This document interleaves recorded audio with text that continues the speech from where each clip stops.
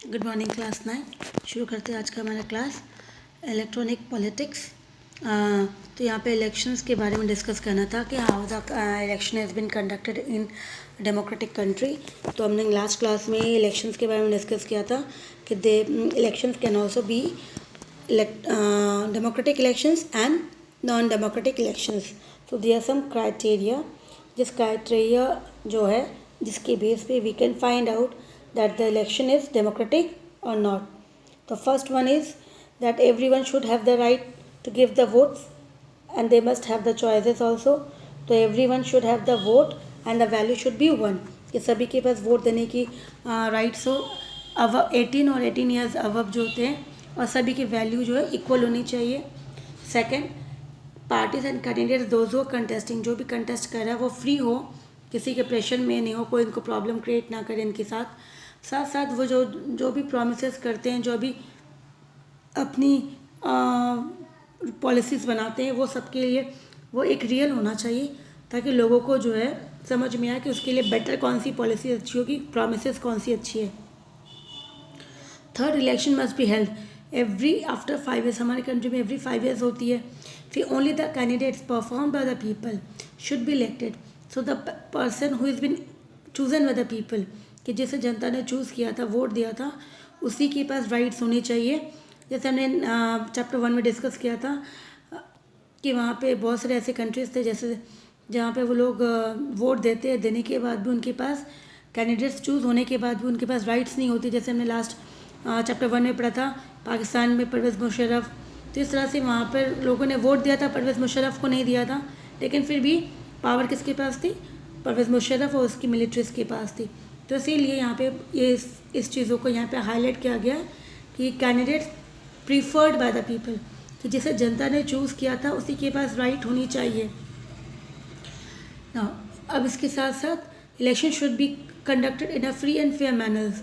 Free और fair manners में ही conduct होना चाहिए, कोई चीटिंग नहीं होना चाहिए। People who will be choose their representative whom they have really wished। और जनता जिसको चाहती थी उसी को उसने चूज़ किया, उसको ही गवर्नमेंट बनाने का राइट्स होनी चाहिए। तो ये चीज़ हमने डिस्कस की थी लास्ट क्लास में ना। आज हम लोग डिस्कस करेंगे, तो इसी बेस पे अगर ये सारी जो है कंडीशन जो है फुलफिल होती है, तो उस कंट्री में हम कहेंगे कि the country is having democratic elections. ठीक है ना। आज का हमारा न्यू टॉपिक है what is democratic elections. In fact कि डेमोक्रेटिक इलेक्शंस रियल मायने में, रियल सेंस में क्या है ना। A democratic election is a kind of political competitions. तो बहुत सबसे पहले ये कॉम्पिटिशन्स है। It's common from is the competitions among various political parties. तो कॉम्पिटिशन्स किसके साथ है? जितनी सारे पॉलिटिकल पार्टीज है, अब 4, 5, 6 जितनी भी है, उन वो सभी लोग क्या करेंगे? They will stand for the elections, contest करेंगे, चुनाव में लड़ेंगे। अब वो जिसकी जो अच्छी सी स्पीच है या फिर उनकी प्रोमिसेस हैं, जनता को जिसने सबसे ज़्यादा अपनी प्रोमिसेस के थ्रू, अपनी स्पीच के थ्रू कन्विंस किया, लोग उनको वोट करेंगे। अब वो देखेंगे कि in future that person will be good for the country. तो इसी तरह से ये कंपटीशन्स बहुत ज़्यादा होती है उनके बीच में। तो पॉलिटिकल पार्टीज़ के बीच में कंपटीशन होती है। Political parties declare the candidates. Her party अपनी अपनी कैंडिडेट्स खड़ा करती है कि हमारे पार्टी से this person will be going to contest the elections from various constituencies. Now constituencies we have already discuss earlier also. Once again I am telling you now what is constituencies. तो constituencies means an area which has been divided for the purpose of election based on populations. So that particular area is being called as constituencies for the purpose of elections। के लिए जो area को divide कर दिया गया, for example मान लेते हैं पर्टिकुलर एरिया है, इसे डिवाइड कर दिया गया, इसको डिवाइड कर दिया गया। अब 1, 2, 3, 4, 5 मीन्स 5, 3, 15। तो हमने एक एरिया को 15 में डिवाइड किया। अब हर एरिया में पॉपुलेशन जो है इक्वल होनी चाहिए, nearly two equal, not less than, ना ज़्यादा ना कम, लगभग। ठीक है। अब यहाँ पे पर एरिया में पॉपुलेशन ज़्यादा नहीं है, कम भी नहीं है, बराबर है. So means how many areas they are 15. तो टोटल कितने एरिया हो गए? 15. दैट इज़ 15 कॉन्स्टिट्यूएंसीज हो गए हमारे लिए. और इस पर्टिकुलर एरिया में जो भी कैंडिडेट्स चूज़ किया जाएगा वो एक ही होगा, वो एक ही होगा. भले इस एरिया में बहुत सारे लोग खड़े होंगे, मान लेते हैं कि दे आर स्टैंडिंग, 2 लोग खड़े, 2 लोग या 3 लोग खड़े मान लो, ठीक है, 2 या 3 लोग खड़े हुए, 3 मान लेते हैं. जीतेगा कौन? ओनली 1%. तो यहाँ पे 1%, क्योंकि यहाँ पे फ्री एंड फेयर इलेक्शन है, any person can contest the elections. तो लोग बहुत सारे खड़े हो सकते हैं चुनाव में. जीतने वाला पर्टिकुलर 1 होगा, जो सबसे ज़्यादा हाईएस्ट नंबर ऑफ वोट उसको मिलेगी, वो पर्सन कहलाएगा winner of that particular area. तो यहाँ पे 15 एरिया मतलब कितने हो गए? 15 कैंडिडेट्स भी हो गए. तो 15 candidates that is been called as 15 constituencies, उसको कहा जाएगा कॉन्स्टिट्यूएंसीज. ठीक है, तो इस तरह से इसे कहा जाता है. इसे सीट भी बोलते हैं, लोकल लैंग्वेज में बोला जाए तो कितनी है? 15 सीट्स. तो उस एरिया में पर्टिकुलर स्टेट्स के अंदर 15, किसी स्टेट्स में 15 है, किसी में 20 है, किसी में मोर देन 50 है. तो बेस्ड ऑन पॉपुलेशन है. ठीक है, एरिया वाइज नहीं किया जाता है, क्योंकि एरिया वाइज करेंगे तो प्रॉब्लम क्या हो जाएगी कि जिस एरिया में स्टेट एरिया छोटा है लेकिन पॉपुलेशन बहुत ज़्यादा है, तो बेस्ड, क्योंकि पॉपुलेशन ही इम्पॉर्टेंट है, क्योंकि people are ruling on peoples. यहाँ पे जनता रूल करती है, जनता के ऊपर ही रूल करती है. तो जनता जो है बराबर होनी चाहिए सबके पास, सभी स्टेट्स के पास. तो ठीक है, तो इसीलिए फ्रॉम वेरियस कॉन्स्टिट्यूएंसीज जो लोग खड़े होते हैं, एंड लेजिस्लेटिव असेंबलीज़ के लिए भी, वो स्टेट लेवल हो या फिर नेशनल लेवल हो, सभी के लिए, या फिर लोकल पंचायत के लिए भी हो, सभी को एरिया से जब डिवाइड करते हैं उसे कॉन्स्टिट्यूएंसी ही कहा जाता है. ठीक है, लेकिन अगर पंचायत या लोकल में अगर हम जाते हैं पंचायत के लिए या फिर म्यूनसिपल कॉर्पोरेशंस के लिए, उसे कॉन्स्टिट्यूएंसीज ये वर्ड यूज़ नहीं करते, उसको हम लोग ब्लॉक बोलते हैं, उसे ब्लॉक बोलते हैं. ठीक है, ब्लॉक बोलते हैं इस तरह से. तो इसी तरह से इसको अलग अलग, बट स्टेट लेवल और नेशनल लेवल के लिए constituencies meaning are same, word is different. Now the candidates from various constituencies and legislative assembly, मतलब स्टेट के लिए, people are asked to vote for their candidates. जनता को बोला जाता है कि वो अपनी वोट्स करें अपने अपने कैंडिडेट्स को, जो उनको लगता है कि वो उनके लिए ये अच्छे हैं. One who get the maximum vote is declare elected, और जो सबसे ज़्यादा वोट जीतेंगे वो इलेक्टेड हो जाएंगे. अब यहाँ पे देखो पोल्स है, तो NDA, UPA एंड अदर्स, ये कॉलिशन गवर्नमेंट है. ठीक है, कॉलिशन गवर्नमेंट है. कॉलिशन गवर्नमेंट किसे कहते हैं ये हमने डिस्कस किया हुआ है प्रीवियस क्लास में. यस, आपकी क्लास 8 में हमने डिस्कस किया था. कॉलिशन गवर्नमेंट क्या है? Coalition government when a single party is unable to get the maximum number of seats. So on that situations, if not a single party gets the maximum number of seats, so what they will do, they will join together, one party, then second party, then third party take it. तो ये दोनों जब क्या करेंगे, जब ये तीनों मिल जाएंगे, ज्वाइन कर लेंगे हैंड्स, तो they will form a single party. तो ये 3 पार्टीज मिला के अब ज्वाइन कर गए और ये बन गए 1 पार्टी. तो इसे नाम दे दिया गया कोलिशंस गवर्नमेंट. ठीक है, तो ये गवर्नमेंट जो है अब रूल करेगी. अदरवाइज़ अगर किसी के पास भी क्लियर मेजोरिटी नहीं मिली तो कोई भी फिर जीत नहीं पाएगा, फिर वापस री इलेक्शन किया जाएगा. तो पता नहीं इसका रिजल्ट नेक्स्ट टाइम उससे भी ख़राब हो सकता है. तो इट्स बेटर कि ये कोई भी जो आसपास मतलब उनके जो लगते हैं कि हम मिलके गवर्नमेंट चला सकते हैं, तो इस तरह से आफ्टर दिस ट्रेंड, जो ये ट्रेंड था, इट वॉज स्टार्टेड आफ्टर 1991 से ये ट्रेंड शुरू हुई थी, क्योंकि बहुत सारी पॉलिटिकल पार्टीज़ आने लगी. हमारे इंडिया में बहुत सारी पॉलिटिकल पार्टीज़ है, तो इस तरह से मुश्किल होने लगी कि सबके पास क्लियर मेजोरिटी नहीं आने लगी. तो इन्होंने फिर कोलिशन गवर्नमेंट फॉर्म किया. तो इसी तरह से UPA NDA जो है ये कोलिशन गवर्नमेंट के नेम्स है. ठीक है, national NDA national democratic alliances, NDA का नाम फुल फॉर्म क्या है? NDA national democratic alliances. फिर UPA में क्या बोलते हैं इसको? UPA में बोला जाता है यूनियन प्रोविंसेस अलायंसेस. ठीक है, फिर अदर्स जो है लेफ्ट, उसको बोलते हैं लेफ्ट, जो बच गया वो लेफ्ट में आ गए। तो इसी तरह से कोलिशन गवर्नमेंट आपस में कॉम्पिटिशन्स करते हैं, तो इस तरह से जो जीतेगा वही विनर कहलाएगा। ना अब आता है यहाँ पे positive and negative aspects of elections. बहुत पॉजिटिव एंड नेगेटिव एस्पेक्ट्स क्या क्या आती है कि it is good to have political competitions. अच्छी बात है कि हमें कंपटीशन करना चाहिए और इससे जो अच्छा होता है वो सामने आ जाता है और जो ख़राब होता है वो भी हमारे सामने आ जाता है। तो ऑब्वियसली एन इलेक्शंस और electoral competitions has many fault also, इसमें कुछ कमी भी है हमारे। It creates a sense of conflicts and factionalisms in the society. अब यहाँ पे लोग जीतने के लिए क्या करते, कन्फ्लिक्ट्स तो होते ही आपस में इनके, हर पॉलिटिकल पार्टीज दूसरे पॉलिटिकल पार्टीज़ के साथ, उनको आप हमेशा देखोगे कि एक दूसरे को कुछ ना कुछ गलत बताने के लिए कि उनकी पार्टी अच्छी है, उनकी पार्टी अच्छी है, इस तरह से बोलते रहते हैं। तो इस तरह से क्या है, एक दूसरे को जो ब्लेम करते हैं, ये क्यों हो रहा है? बिकॉज ऑफ कंपटीशन्स, इलेक्शंस जो हो रही है उसके कारण, कंपटीशन जो हो रही है उसके कारण, ताकि लोग जो है उनको बताएंगे कि नहीं आप उनको मत वोट देना, वो अच्छे नहीं हैं। तो ये चीज़ें होती है, तो इसलिए सेंस ऑफ कन्फ्लिक्ट्स, वो सोचते युद्ध है हमारे लिए, हमें जीतना ही है। प्रोफेशनलिज्म मीन्स अलग तरीके से, कभी कभी वो गलत दिशा में भी चले जाते हैं, तो वो सही नहीं है। That will be a negative aspect. We know about political parties.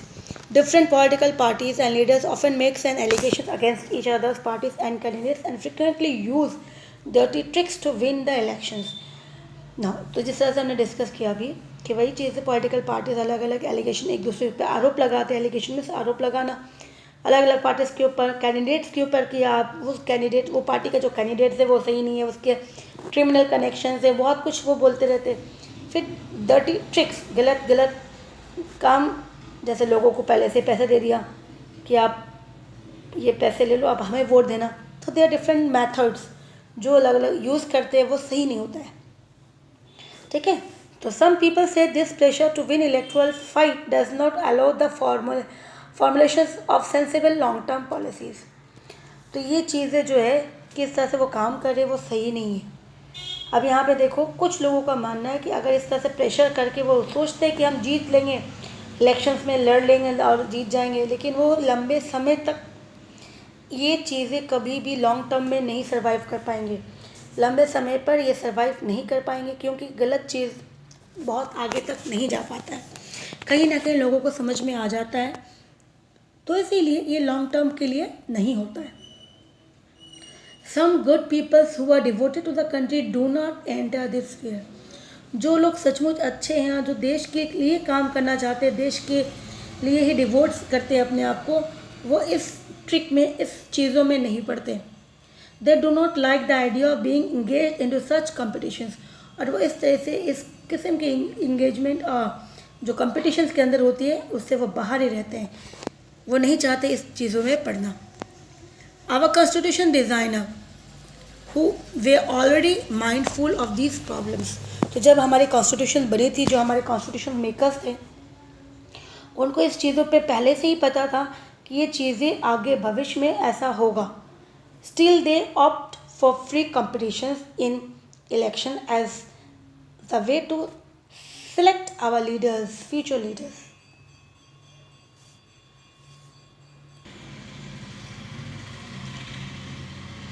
ना तो हमारे फ्यूचर्स, जो कॉन्स्टिट्यूशन मेकर्स ने ऑलरेडी, उन्हें पता था कि this type of problems will arise in futures. So still उन्होंने फिर भी they opt for free competition. फिर भी उन्होंने फ्री कॉम्पिटिशन्स को क्यों चूज़ किया? Because they knew that as a way to select our future leaders. इस तरह से उन्होंने क्यों किया? Because the same thing they did so because this system work will in the long term. क्योंकि ये प्रोसेस जो है लॉन्ग टर्म के लिए सही है। शॉर्ट टर्म में भले लोग ट्रिक्स अपना लेंगे, गलत चीज़ें कर लेंगे जीतने के लिए, बट वो लॉन्ग टर्म्स में ऐसा नहीं रह पाएंगे। For those who really want to serve the country, those who really devotes to the country, they will choose different paths and for them this method is correct. तो इसीलिए उन्होंने इसको चूज़ किया कि जो सही लोग हैं, जो सचमुच देश की सेवा करना चाहते हैं, वो इस रास्ते में चलेंगे और उनको भविष्य में ये रास्ते में जाने से ही उनको फ़ायदा होगा, गलत रास्ते से कुछ फ़ायदा नहीं होगा। इसके लिए हमारे कॉन्स्टिट्यूशन मेकर्स ने कंपटीशन, फ्री कंपटीशन रखी गई थी इलेक्शंस के अंदर। Now, all political leaders know what is good for the people and are motivated only by a desire to serve them. Now, आज रियली में देखा जाता है इन एन आइडियल रूल्स में कि आज हमारे जो पॉलिटिकल लीडर्स हैं, जो सचमुच अपनी लाइफ में आगे अपने फ्यूचर्स को अच्छा बनाना चाहते हैं लाइफ में, because they also been called as professionals, क्योंकि वो अपनी फील्ड में अपने आप में एक अच्छा नाम कमाना चाहेंगे ताकि लोग उनको जाने, उनके काम से जाने। तो वो क्या करेंगे, अगर अच्छा काम करेंगे तो ही लोग उसको तभी वो पॉपुलर होंगे। तो they have to do the good work, वो सही अच्छा काम करेंगे देश के लिए, लोगों के लिए, देन तभी वो डिज़र्व करेंगे, तभी लोग उनको वोट देंगे ताकि वो जीते।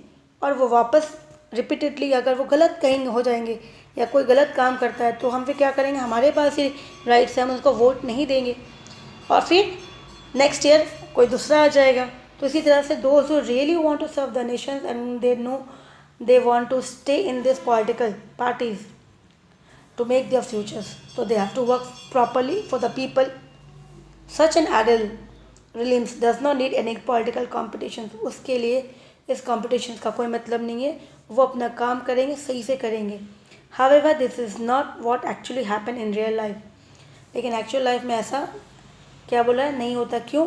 क्योंकि पॉलिटिकल जो भी है, जैसे हमने डिस्कस किया, प्रोफेशनल्स जो है, आज पॉलिटिकल लीडर्स को प्रोफेशनल्स के नाम से कहा जाता है अक्रॉस द वर्ल्ड। वो अपने आप में आगे बढ़ना चाहते हैं, डिज़र्व करना चाहते हैं, अपनी फील्ड में अपनी करियर बनाना चाहते हैं पॉलिटिक्स में। वो तब हो जाएगा, पावर में रहना चाहते हैं, वो तब होगा जब वो सही से काम करेंगे, वो अच्छे से जनता की प्रॉब्लम को सॉल्व करेंगे और उनकी प्रॉब्लम को सॉल्व करेंगे, अपनी काम को अपनी ड्यूटी समझ के इंटायरली देश के लिए काम करेंगे, सही से काम करेंगे तो लोग उसे पसंद करेंगे, उसे वोट देंगे और उसे जिताएंगे। अगर वो सही से नहीं काम करेंगे तो जनता के पास ही पावर है कि वो उसे क्या करेंगे, उसे वोट नहीं देंगे, नेक्स्ट टाइम में he will be out from that elections. तो इसी तरह से ये चीज़ें आज बहुत ज़्यादा जो है उन्हें पता है कि जनता के पास पावर है और हमें जनता की प्रॉब्लम को सॉल्व करना है, तो हमें सही से काम करना है। How can we tackle this real life situations? One measure is to try and improve the knowledge and character of political leaders. अब ऐसे अगर कोई है जो गलत तरीके से काम करते हैं, कॉम्पिटिशन्स में जीतने के लिए बहुत कुछ करते हैं, तो इस प्रॉब्लम को हम कैसे टैकल करें, इस सब चीज़ों को? तो कहा गया there is one measures is to try and improve, कि हमें अपने आप को सुधारना है, अपने नॉलेज को, अपने कैरेक्टर्स को, ताकि लोग के सामने जो भी हमारा इमेज जाएगा पॉलिटिकल लीडर्स का, वो अच्छा होना चाहिए। अगर कहीं ना कहीं गलत इमेज गया तो लोग उसे गलत ही मानेंगे। सो another and a more realistic method is to set up a system where political leaders are rewarded for serving the people and punished for not doing so. Ultimately, the people decide this reward or punishment. This is what electoral competition does. तो यहाँ पे क्या कहा जा रहा है कि एक दूसरी और तरीका है, सिस्टम है, यहाँ पे उसको हम रिवॉर्ड भी कर सकते हैं, पनिश भी कर सकते हैं। वो जनता ही करेगी डिसाइड कि हमें रिवॉर्ड देना है या पनिशमेंट करना है। और वो किस मेथड में होता है, वो इलेक्ट्रिकल कॉम्पिटिशन्स के बीच में रह के होगा। जब इलेक्शन होंगे लोग उसको वोट देंगे और वो अच्छा काम करेंगे तो उनको वोट ज़रूर देंगे, और अच्छा काम नहीं करेंगे तो उसे वोट नहीं मिलेगा। दैट इज़ उसका वो पनिशमेंट हो गया कि वो उस कॉम्पिटिशन से बाहर हो गया। The regular electoral competitions provide incentives to political leaders. और जो बार बार जो कॉम्पिटिशन मतलब इंटरवल में जो आफ्टर एवरी 5 years जो रेगुलर इलेक्ट्रल कॉम्पिटिशन होती है और वो बार बार अगर नेक्स्ट ईयर भी जीतते हैं तो उसके लिए वो क्या बन जाता है, वो उनके लिए इंसेंटिव बन जाता है। मतलब उनको एक्स्ट्रा जो है उनको लिए,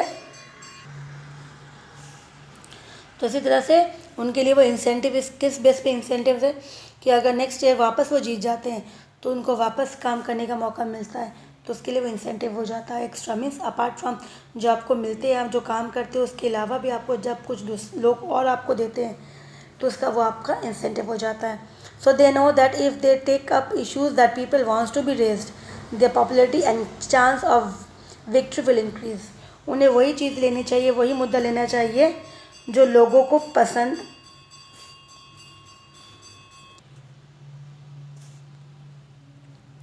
तो इसी तरह से उनको कहा गया कि अगर लोगों की जो प्रॉब्लम्स है, जो वो उस प्रॉब्लम्स को सॉल्व करने की कोशिश करते हैं, तो इस तरह से अगर उनकी जो इश्यूज़ है उसको वो आगे लेके आते हैं और उस इश्यूज़ को ख़त्म करने की कोशिश करते हैं, तो their popularity and characters of victory will increase. उससे उसकी पॉपुलैरिटी और उसकी जो कैरेक्टर्स हैं वो क्या होती है और अच्छी होती है। मोreover, if they fail to satisfy the voters, they will not be able to win again। अगर वो उसकी प्रॉब्लम्स को सेटिस्फाई नहीं कर पाएंगे तो फिर क्या हो जाएगा, जो लोग जो है उनको पसंद नहीं करेंगे। तो इसी तरह से it will be force to serve. इस तरह से अगर वो सोचेंगे नहीं हमें नहीं करना, मैं अपने काम करूँगा, सिर्फ पावर में रहना चाहता हूँ, तो इस तरह से लोग उसको पसंद नहीं करेंगे। It is just like the way market force, if the shopkeeper is interested only in his profit, even then he is forced to provide good service to the customer. If he does not, the customer will go to some other shops। तो यहाँ पे example देके क्या बताया जा रहा है कि जस्ट मार्केट वे किस तरह से काम करती है कि कोई शॉपकीपर्स अपने प्रॉफिट कमाने में सोचता है कि मुझे प्रॉफिट मिलना चाहिए और प्रॉफिट सिर्फ कमाने की कोशिश करेगा, और जनता जो उसकी दुकान में जो भी जाएंगे पर्सन कस्टमर जो जाएंगे उनके साथ वो अच्छे से सर्विस नहीं प्रोवाइड करेगा, अच्छा सर्विस प्रोवाइड नहीं करेगा। He will not talk properly, उनसे बात नहीं करेगा, तो लोग क्या है उनके दुकान में वापस नहीं जाएंगे।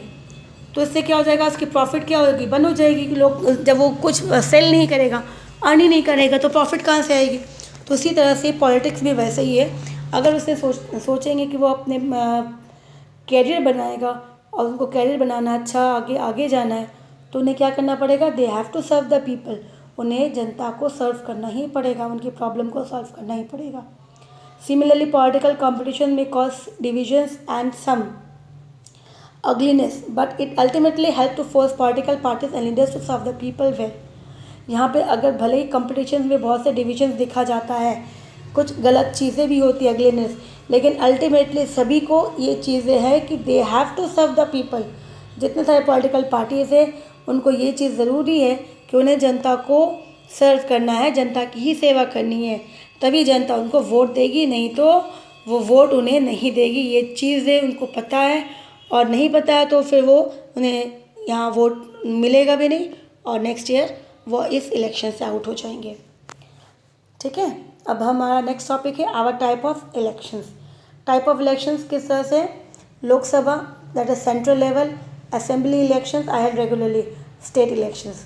ठीक है, तो Lok Sabha national, Lok Sabha parliament election और असेंबली इलेक्शंस, स्टेट इलेक्शंस हमेशा एवरी 5 years में होती है। After every 5 years the terms of the elected MP और एमएलए, एमपी किसे बोलते हैं, लोकसभा के लिए member of parliament, MLA member of legislative assembly, came to an and.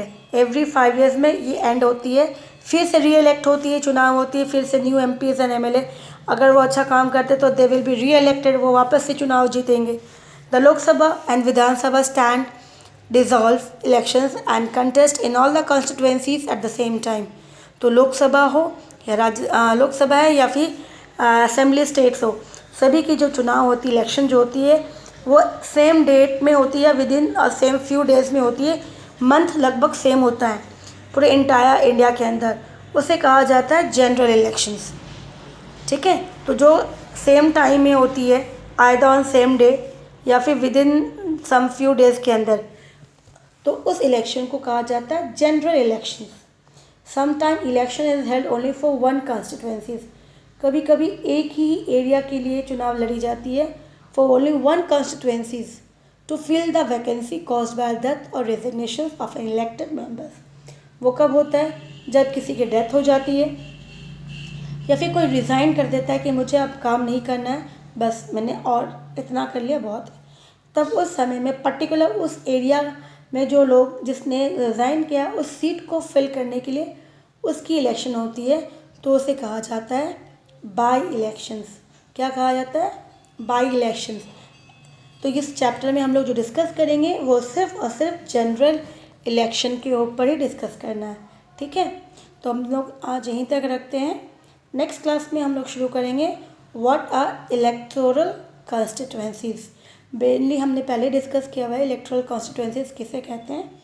ठीक है, तो वो इजी हो जाएगा। तो आज हम लोग यहीं रखते हैं, नेक्स्ट क्लास में हम लोग शुरू करेंगे दूसरा topic. Till then take care.